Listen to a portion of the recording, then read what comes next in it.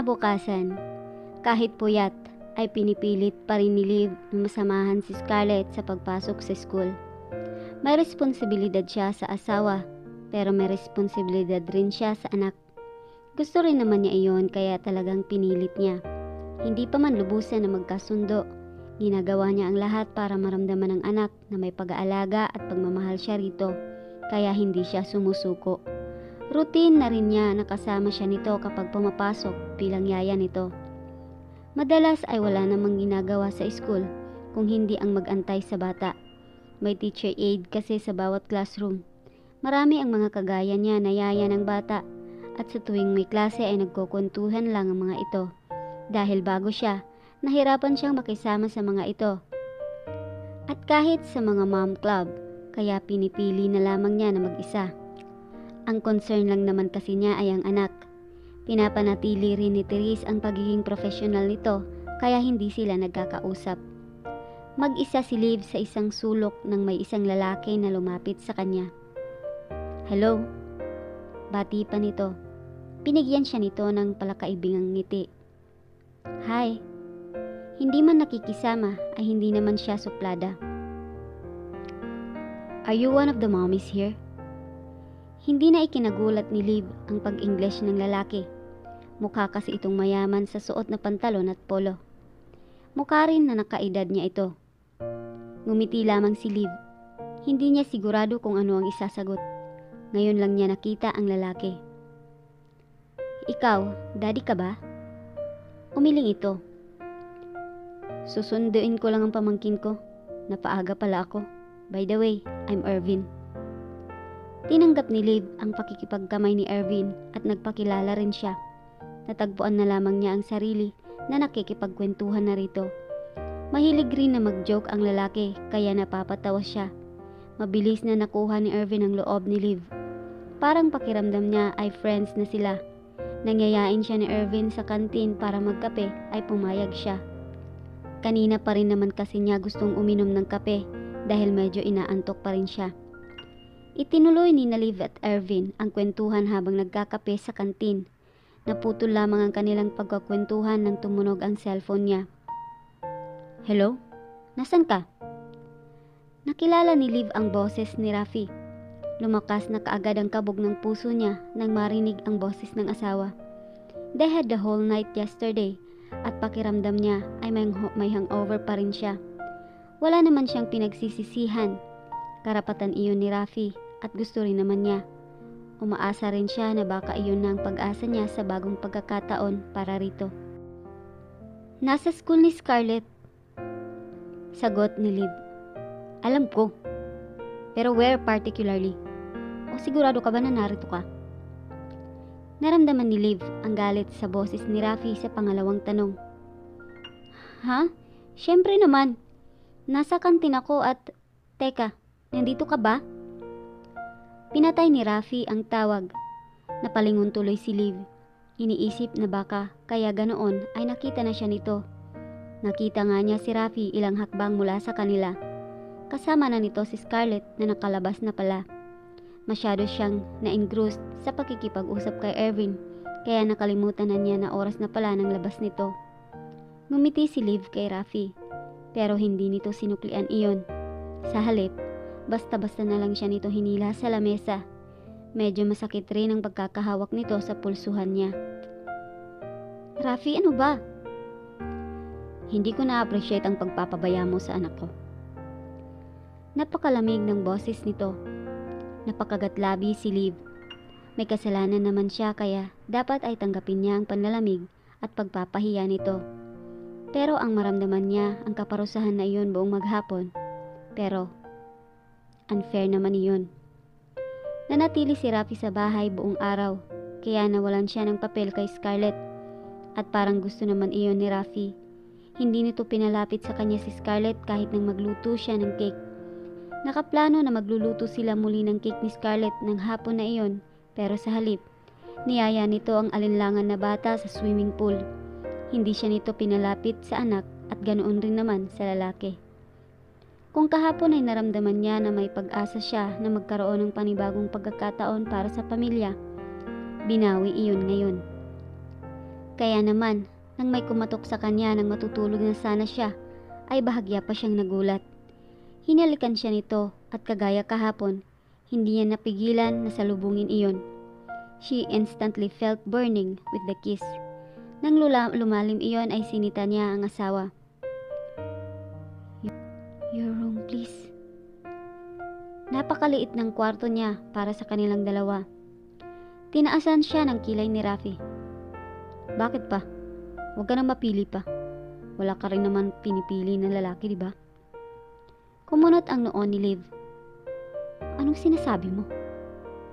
Rafi just gritted his teeth. Ipinagpatuloy na lamang nito ang halik sa halip na sagutin ang tanong niya. Naguguluhan man ay sinunod na lamang ni Liv ang mga gusto ni Rafi. Pero hindi ibig sabihin noon ay nilimutan na niya ang mga masasakit na sinabi ni Rafi. Walang pinipili na lalaki. Paano nagawang sabihin iyon ni Rafi sa kanya? Naging loyal siya rito sa simula pa lamang. Wala siyang ibang lalaki kung hindi si Rafi lang. Alam rin niya na hindi ito siloso at mababaw. Hindi niya lubos maisip na magsiselos si Rafi dahil lamang sa nakipagkwentuhan at nakipag-inuman siya ng kape kay Ervin. Ano ang nangyari at naiisip ni Rafi ang mga iyon sa kanya? Inisip ba nito na may lalaki siya sa nakalipas na 3 taon? Pero paano mangyayari iyon kung malaking bahagi noon ay isolated siya? Iniisip ni Rafi na bababa siyang babae. Nasasaktan na naman siya. Pero kagaya pa rin ng dati, pinilit niya na tanggapin iyon. Bansagan na siya ng martir para mahalin pa rin si Rafi sa kabila ng mga pagtrato at iniisip nito sa kanya, ay mahal pa rin niya ang lalaki. Masyado na siyang desperada para makasama ito kahit papaano at ganoon rin si Scarlett. Tatanggapin ni Liv ang lahat ng sakit, makabalik lang siya sa kanyang pamilya. Kahit alam niya na hindi niya deserve ang sakit ay tatanggapin pa rin niya. Ganoon yata talaga nakadesign ang iniisip ng iba na maganda raw ang buhay niya. Napakaswerte raw niya dahil galing siya sa mayaman na pamilya. Pero maswerte nga ba siya? Maaga siyang nawalan ng ina. Nakita niya ang paghihirap nito sa napakasamang pagkakataon ay naranasan rin niya. Ang sitwasyon na lubos na kinakatakutan niya noong bata pa siya ay nangyari rin sa kanya. Nagmahal si Liv ng isang tao na hindi siya mahal. Pinanagatan siya at naramdaman ang pagpapahalaga pero hindi iyon sapat. Kung maganda nga ang buhay niya, may kalakip rin na sakit iyon. It was a beautiful disaster. Nakonsensya si Rafi nang makita ang bakas ng luha mula sa mata ni Liv. Tulog na ito kaya nagkaroon na siya ng pagkakataon para titigan ito. May pagkakataon siya kanina pero hindi siya nag-focus sa muka. There's a pain inside him looking at that innocent face. Dahil alam niya na hindi iyon totoo. Rafi took Liv's innocence. Pero sa tuwina ay madalas pa rin niya na nararamdaman iyon. She was very shy and reserved. Ngayon ay nararamdaman rin naman niya iyon pero ayaw na niyang paniwalaan. Lalo na sa nakita kanina. Nagsiselos si Rafi. Though it was a decent sight, it hurts him to see Liv with another guy. Tama na ang minsan. Nagtagis ang mga bagang ni Rafi. Sisiguraduhin na niya na hindi mangyayari iyon. Hindi na makakaalis si Liv sa tabi niya. He will do everything by his power to make her stay on his side. Dahil kung aalis pa muli si Liv sa tabi niya, baka hindi na niya makaya. Hindi na niya makakaya ang panibagong pagtataksil na nagpaguho sa mundo niya. Sa kabila ng iniwan na sulat ay hindi napakali si Rafi. Kailangan niyang gumawa ng paraan para hanapin ang asawa. Napakalabo ng dahilan nito para iwanan silang dalawa ng anak. Kailangan niya na malaman ang dahilan nito. Hindi niya maaaring hayaan na lamang umalis na lamang si Liv. Kailangan niya ito at pati na rin si Scarlett. Ginamit niya ang powers niya bilang businessman para mahanap ang asawa. 2 araw pagkatapos umalis ng asawa ay may nakapagbigay sa kanya ng sagot. May ibinigay sa kanya na copy ng CCTV video sa airport. Nagkaroon na siya ng hinala na maaaring umalis nga ng bansa ang asawa. Pero hindi niya naisip na maaaring may kasama ito. Nadurog ang puso ni Rafi sa mga nilaman na iyon. Sa airport ay may tumagpo kay Liv na Amerikanong lalaki. Sa tansya niya at ang investigador niya ay nasa late 40s na ito. Hinalikan at niyakap pa ito ng lalaki. Sa tagpo pa lamang na iyon ay muntik nang maibato ni Rafi ang pinaroroonan. Hindi pamilyar sa kanya ang lalaki. Kilala niya ang mga kaibigan ni Liv. Wala na rin na iba pang kamag-anak si Liv. Iisa lang ang naisip ni Rafi na relasyon ng dalawa. It was Liv's lover. Lumala pa ang kanyang konklusyon nang parehong lumipad ang mga ito patungo sa Amerika. Iniwan sila ni Liv para sa isang lalaki. Gusto niyo pa po ba ng ibang impormasyon, sir? Tanong ng investigador nang maipakita ang video. Matinding umiling si Rafi. Hindi na niya gustong mapahiya pa. Alam niyang iyon rin ang nasa isip ng investigador na kinuha niya. Get out of this room now. Mabilis na sumunod ang investigador. Tinawag niya ang isang kasambahay pagkatapos. Nagpadala siya ng alak. Uminom siya na para bang pamamagitan noon ay maaalis ang sakit na ginawa ni Liv sa kanya. Paanong nagawa iyon ng asawa niya? Itinuturing niya na isang santa ang asawa. Napakabait nito. Napakaalagain. Napakaraming beses niyang nagpapasalamat na dumating ito sa buhay niya. Napakaswerte niya rito. Pero lahat ng iyon pala ay akala lamang niya. Saan nagkulang si Rafi? Pinaparamdam naman niya kay Liv na mahalaga ito sa kanya. Sinusubukan niya maging mabuting asawa para rito. Naging mabuti rin siyang ama sa anak nila. Napakaganda ng pamilya nila. Bakit naisip ni Liv na iwan iyon para sa isang lalaking parang ama na nito kung maituturing? Nasaktan ng husto si Rafi. Hindi man niya nasasabi kay Liv, pero alam niya sa sarili niya na mahal niya ito. May isang bahagi nga lamang ng puso niya na natatakot na sabihin iyon dahil ipinagkasundo lamang sila. Pero kahit ganoon, alam rin naman niya na napaparamdam din niya iyon kay Liv. Napakasaya pa nila ng gabi bago ito umalis. They made love. Napag-usapan pa nila ang tungkol sa plano na magkakaroon pa ng isang anak. Pero kaya naman pala ganoon ang reaksyon ni Liv ay hindi na pala talaga siya nito mabibigyan ng anak dahil may balak itong iwan siya. Mabilis na naubos ni Rafi ang alak. Humingi pa siya hanggang sa makaapat siya. Gusto niyang makalimot. Pero kahit nahihilo na siya, ay hindi pa rin nawawala ang sakit ng kanyang puso. Pakiramdam niya ay literal na nararamdaman na niya iyon. For the first time in his life, he felt heartache. It's too bad. It came from a much unexpected person. Inasahan na ni Liv na wala si Rafi nang magising siya. Nang unang beses rin kasi siyang inangkin nito ay ganoon ang nangyari. Nagising siya na nag-iisa sa kanyang kama. Naisip niyang binuhat siya nito papunta roon nang makatulog siya. Pero dahil kagabi ay sa mismong kwarto niya nila ito ginawa, hindi na iyon kailangan. Hindi na kailangang itanong ni Liv kay Rafi kung bakit ganoon. May hula na siya kung bakit. Gusto nito na maging discreet.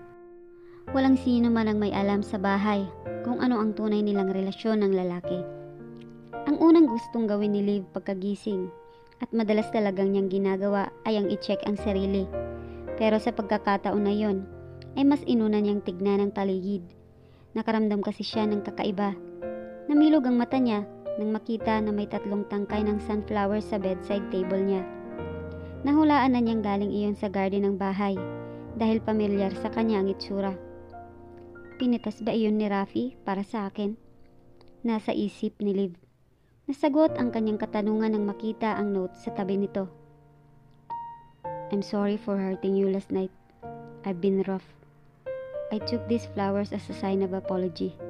Good morning. Nayakap ni Liv ang note at ganoon rin ang bulaklak.